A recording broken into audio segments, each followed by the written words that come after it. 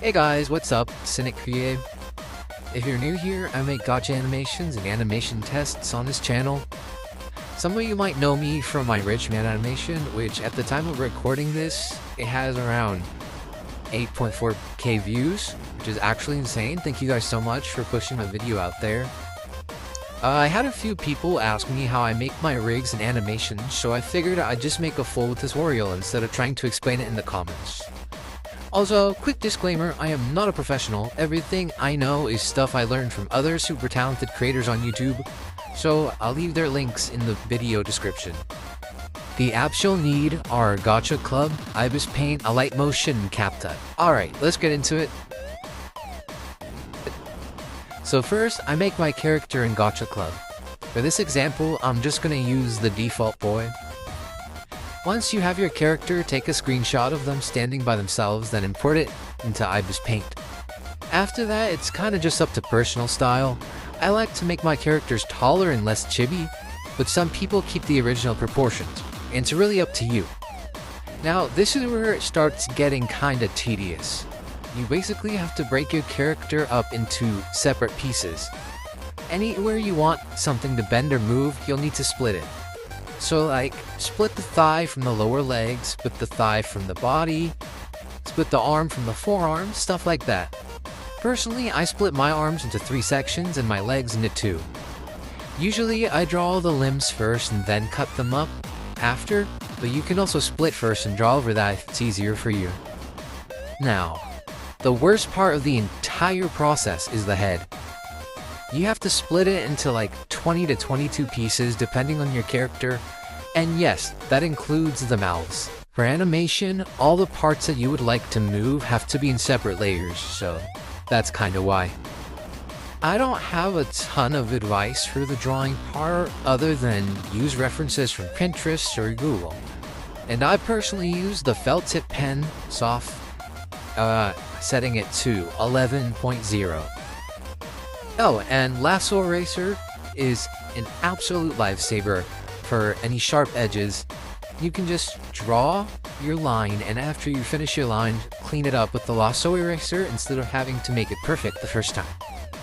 Once you're done with everything, export each part as a transparent PNG. You can do that in Ibis Paint by clicking the 3 dots on the sidebar and hitting Save as Transparent PNG. This part is honestly the most annoying. You have to import every single piece into Alight Motion and make sure all the layers are in the correct order. And then, you have pivot points. When you first import something, the pivot point is usually in the center. The pivot point is basically where the movement comes from. So, if it's at the top, the image moves from the top. If it's at the bottom, it moves from the bottom. If it's in the center, it rotates. So you have to move each pivot point to where a joint would realistically be. To move the pivot point, select the object or image you want to edit, go to Move and Transform, and tap on the Anchor Point tool. It looks like a small cross. Drag your pivot point to your desired position and test it by rotating or scaling the object. It should now move or scale from the point. Here is where you place each pivot point on the head and body. Also, you need to connect your layers. So like, lower leg connects to upper leg, lower arm connects to upper arm, and so on. I do this using parenting. Just a heads up though, parenting is a paid feature. You can use regular layers instead, but it can get kinda glitchy. If you're using parenting, I recommend adding the parent helper effect. It just makes everything move more smoothly and gives it a bit more weight.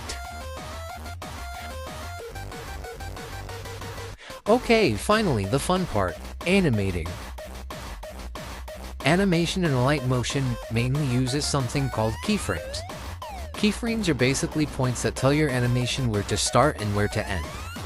So for example, if you want an arm to go up, your first keyframe would have the arm down, and your second keyframe would have the arm up.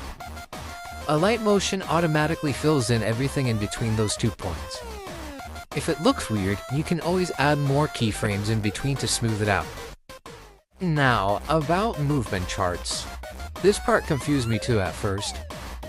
Movement charts control how your animation moves between frames, not just where it goes. So instead of moving in a straight, stiff line, you can make it start slow and speed up, start fast and slow down, or even bounce a little. This is called easing. For example, if a character is lifting their arm, you usually want it to start a bit slower and then speed up. It makes it look more natural.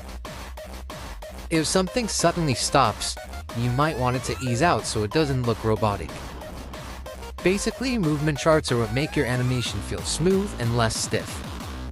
Once you finish your animation, export it twice. Once with the watermark at the top and once with that watermark on the bottom.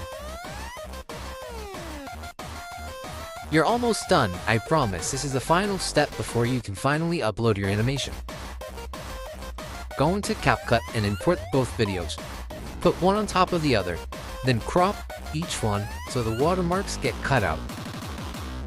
After that, this is usually the part where you add effects. You can adjust the lighting, add overlays, add your own watermark, or just mess around until it looks the way you want it to. Once you're done adding any other effects you may want, you can finally export the video and post it wherever you want to. Make sure you make the video proportions accurate to where you want to post it though, so it doesn't mess up the image quality.